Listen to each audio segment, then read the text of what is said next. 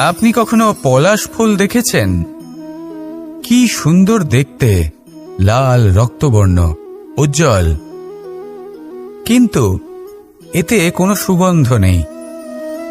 সেই জন্য ওকে শুধু চোখ ভরে দেখতে ইচ্ছে করে।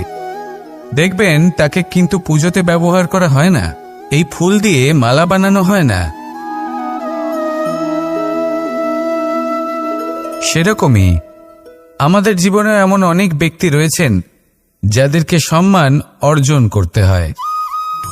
যদি আপনি কোনো উচ্চ বংশে জন্ম নিয়ে থাকেন এবং আপনার কাছে সবকিছু থাকে, ধন ঐশ্বর্য থাকে, সবকিছু আপনি আগে থেকেই পেয়ে গেছেন, তাও কিন্তু এই সংসার আপনাকে সম্মান দেবে না।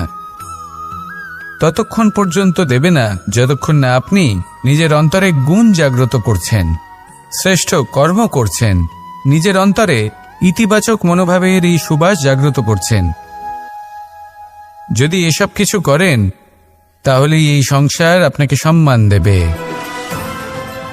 এবার এটা আপনার উপরে নির্ভরশীল যে আপনি কি পলাশ ফুলের মতো হতে চান, নাকি অন্য কোনো ফুল হয়ে উঠতে চান যার সুবাস আছে, যে নিজের সুবাস এই সারা পৃথিবীতে ছড়িয়ে দেয়। আসুন আমার সাথে ভালোবেসে বলুন, সেই জন্যই ঈশ্বর দ্বারা প্রদত্ত এই উপহারের বিষয়ে ভাবুন, এই জীবনের বিষয়ে ভাবুন। ঠিক যেমন বিশ্বাস ভঙ্গ হলে কোনো ব্যক্তি আমাদের কাছে অপরিচিত হয়ে যান, ঠিক সেরকমই শেষ নিঃশ্বাস ত্যাগের পর এই শরীরও আমাদের কাছে পরই হয়ে যায়। তাই এই শরীর থাকাকালীন শ্রেষ্ঠভাবে একে সদ্ব্যবহার করুন, এই জীবনে শ্রেষ্ঠ কর্ম করুন। আর এই জীবনকে শ্রেষ্ঠভাবে যাপন করার জন্য কিছু কথা বোঝা প্রয়োজনীয়।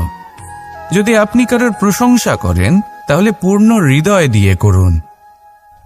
যদি আপনি হস্তক্ষেপ করে থাকেন তাহলে মস্তিষ্ক দ্বারা করুন। যদি আপনি সমীক্ষা করেন তাহলে বিবেক দ্বারা করুন। যদি আপনি ধন অর্জন করতে চান তাহলে নীতি অনুসারে চলুন।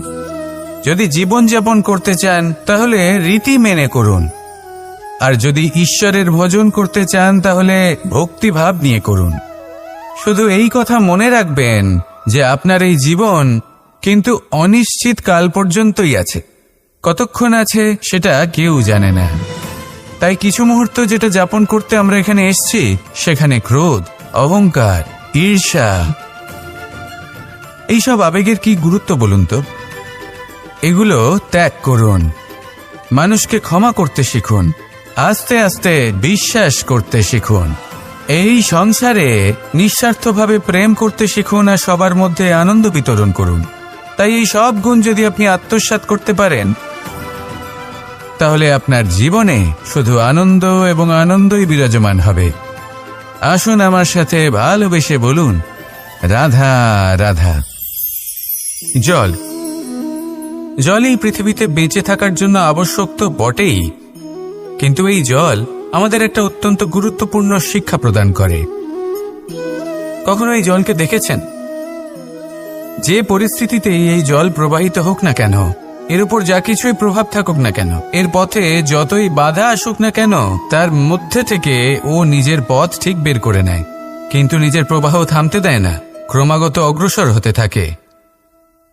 সেরকমই একটা শিক্ষা যেটা আমরা জল থেকে পেয়ে থাকি তা হলো এটা, আমরা যখন জলের দিকে তাকাই তখন আমরা নিজের প্রতিবিম্ব দেখি, স্পষ্টভাবে দেখতে পাই।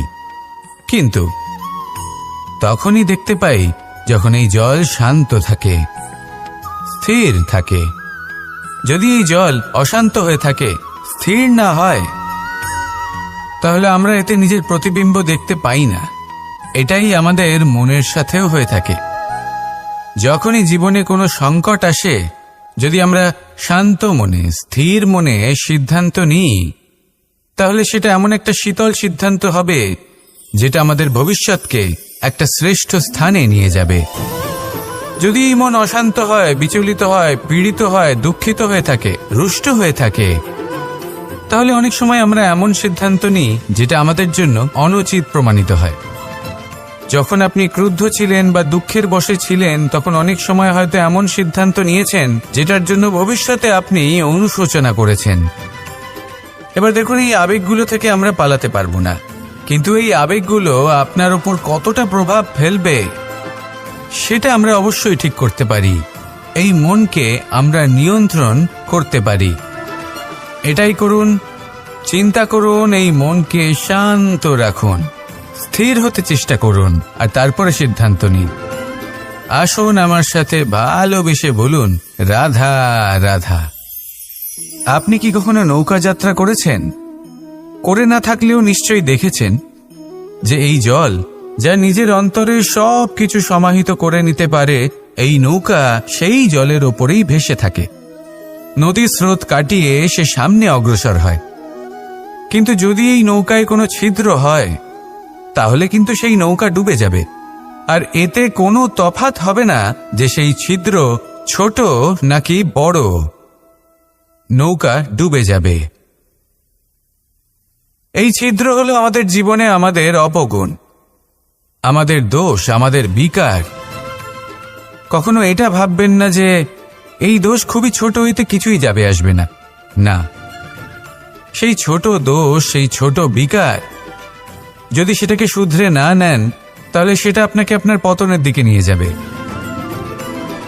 শেষ পর্যন্ত এটা আপনার উপর নির্ভরশীল যে আপনি কি চান। আপনার জীবনের এই নৌকা এভাবেই ডুবে যেতে দেখবেন, নাকি নিজেকে শুধরে নিয়ে সেই নৌকার সেই ছিদ্রটাকে ভরিয়ে তুলতে চাইবেন? নির্বাচন আপনার। আসুন আমার সাথে ভালোবেসে বলুন, রাধা রাধা। আমরা সবাই পাথর দেখেছি, পর্বতও দেখেছি, শুকনো পাতাও দেখেছি, শ্যামল বনানীও দেখেছি। কখনো ভেবেছেন পাথরের অস্তিত্ব কিন্তু ততক্ষণ পর্যন্ত যতক্ষণ সে পর্বতের গায়ে আটকে থাকে। যখন সেই পর্বত থেকে সেই পাথর ভিন্ন হয়ে যায় ও নিজের অস্তিত্ব হারিয়ে ফেলে। আস্তে আস্তে কখনো পাথর কেটে বা কখনো পিষ্ট হয়ে সেই পাথর আস্তে আস্তে মাটিতে পরিণত হয় এবং পূর্ণরূপে নিজের অস্তিত্ব হারিয়ে ফেলে। এটাই পাতার সাথেও হয়। এই পাতা যতক্ষণ গাছের ডালের সাথে যুক্ত ততক্ষণ তার অস্তিত্ব থাকে। যখনই ডাল থেকে বিচ্ছিন্ন হয় সেও নিজের অস্তিত্ব হারিয়ে ফেলে। আর এটাই আমাদের সাথেও হয়। যতক্ষণ আমরা নিজেদের আপনজনের সাথে যুক্ত থাকি আমাদের অস্তিত্ব বজায় থাকে। যখন আপনজনদের সাথে সম্পর্ক ছিন্ন করি তখন আমরাও আমাদের অস্তিত্ব হারিয়ে ফেলি। এবার এই সংসারের প্রত্যেক ব্যক্তি স্বতন্ত্র থাকতে চান, আর অনেক ব্যক্তি স্বতন্ত্র থাকবেন বলে আপনজনদের দূরে করে দেন আর তাদের সাথে এই সম্পর্ক ছিন্ন করেন। এটা কি সত্যি প্রয়োজন? আপনজনদের সাথে সম্পর্ক ছিন্ন করে নিজের অস্তিত্ব হারিয়ে ফেলা প্রয়োজনীয়, নাকি আপনজনদের সাথে সম্পর্ক বজায় রেখে নিজেদের স্বতন্ত্র করে রাখা সেটা আবশ্যক? নির্বাচন আপনারই। আসুন আমার সাথে ভালোবেসে বলুন, রাধা রাধা। আমরা প্রত্যেকেই অবশ্যই এমন সময় দেখেছি যখন অনেকগুলো সমস্যা একসাথে আমাদের জীবনে এসে পড়ে। সমস্যা আমাদের প্রত্যেকের জীবনেই থাকে। আমরা তার সমাধান খুঁজতে চেষ্টা করি, কখনো সমাধান খুঁজে পাই, আবার কখনো যতই চেষ্টা, এদের জন্যই এই সমস্যা এসেছে। এবার যদি আমি আপনাকে কোনো পরামর্শ দিই তাহলে এটাই বলবো যে দৃষ্টিভঙ্গি পাল্টে দেখুন। এই দৃষ্টিভঙ্গি দিয়ে দেখুন যে এই সংসারে যে সমস্যায় আসুক না কেন তার জন্য কেউ দোষী নয়, না আপনি না অন্য কেউ। এই পুরো খেলাটাই আপনার মানসিকতা, আপনার দৃষ্টিভঙ্গি, আপনার মনের। কিভাবে বোঝাচ্ছি? যখন আমাদের মন শক্ত থাকে তখন কঠিন থেকে কঠিনতর পরিস্থিতিও আমাদের জীবনে খুব বেশি হলে প্রতিস্পর্ধা হয়ে থেকে যায়। সেখানে যদি আমাদের মন দুর্বল থাকে তখন অল্প কঠিন পরিস্থিতিও আমাদের কাছে খুব বড় সমস্যা হয়ে যায়, তাই না? একটা শক্ত মন কঠিন পরিস্থিতিকে প্রতিস্পর্ধা হিসেবে দেখে আর তার মধ্যে ওটা সুযোগ খুঁজে নেয়। আমাদের শুধু এটাই করতে হবে। এই সংসারে অন্য কাউকে দোষী মনে করলে আপনার সমস্যা দূর হয়ে যাবে না। সেই জন্য এই সংসারকে দোষ দেওয়ার বদলে এই সমস্যার মূলে চলে যান, সেটাকে বুঝুন, নিজের এই মনকে শক্ত করে তুলুন। যদি আপনার মন শক্তিশালী হয় তাহলে এই সংসারে অনেক বড় বড় কঠিন থেকে কঠিনতর পরিস্থিতিও যদি আসে, আপনার জীবনে যতই বড় বড় সমস্যা আসুক না কেন আপনার লক্ষ্য লাভে বাধা দিতে পারবে না। আসুন আমার সাথে ভালোবেসে বলুন, রাধা রাধা। প্রাপ্ত হয় নিজের উপরে বিশ্বাস করতে থাকে। আকাশের ওই সূর্যকে দেখুন, সূর্যের বিশ্বাস আছে নিজের উপর যে সে সমস্ত জগৎকে আলোকিত করতে পারবে, নিজের প্রথম রশ্মি দিয়ে অন্ধকারকে দূর করতে পারবে। সূর্য এই বিশ্বাস নিয়েই আসে, আর কিছুক্ষণের মধ্যেই সমস্ত সংসার থেকে অন্ধকারকে বিনাশ করে ফেলে সে। তাহলে মনে রাখবেন, এই সুখের আভাস, এই দুঃখের অনুভূতি আসতেও থাকবে আর যেতেও থাকবে। শুধু নিজের উপরে বিশ্বাস রাখুন, তারপর দেখবেন এই সফলতা আপনার দাস হয়ে থাকবে। রাধা রাধা। এই পুকুর দেখছেন আপনি? পুকুরের জল কখনো প্রবাহিত হয় না, একই স্থানে জমে থাকে, আর সেই কারণে কিছুদিন পর ময়লা হতে শুরু করে। কিন্তু তাও আমরা একে ত্যাগ করি না, আমরা তবুও একে পুজো করি। শুধুমাত্র এই কারণে নয় যে অতীতে সে আমাদের তৃষ্ণা মিটিয়েছে, কিন্তু এই কারণেও যে যদিও বা সে ভবিষ্যতে আমাদের তৃষ্ণা না মেটায়, কিন্তু প্রয়োজন হলে আগুন অবশ্যই নেভাতে পারে। ঠিক সেই রকমই হয় আমাদের সম্পর্ক, সম্পর্ক যা আমরা বহু বছর পরিশ্রম করে তৈরি করি, যে দরকার পড়লে আমাদের সহায়ক হয় কোনো না কোনোভাবে। সেই জন্য সম্মান করতে শিখুন এই সম্পর্কগুলিকে, শিখুন এই সম্পর্কগুলিকে অটুট রাখতে। কথায় কথায় এই সম্পর্কগুলিকে ভেঙে দিতে শিখবেন না। রাধা রাধা। স্বপ্ন, আমরা জীবনে স্বপ্ন দেখতে থাকি, সেটা পূরণ করার পূর্ণ প্রয়াস করে থাকি, কিন্তু এই স্বপ্ন পূরণ না হওয়ার পরিস্থিতিতে আমরা ভেঙে পড়ি, ছিন্ন বিচ্ছিন্ন হই, আর তারপর এই বোঝা আমরা আগামী প্রজন্মের ওপর রীতিমতো চাপিয়ে দিই।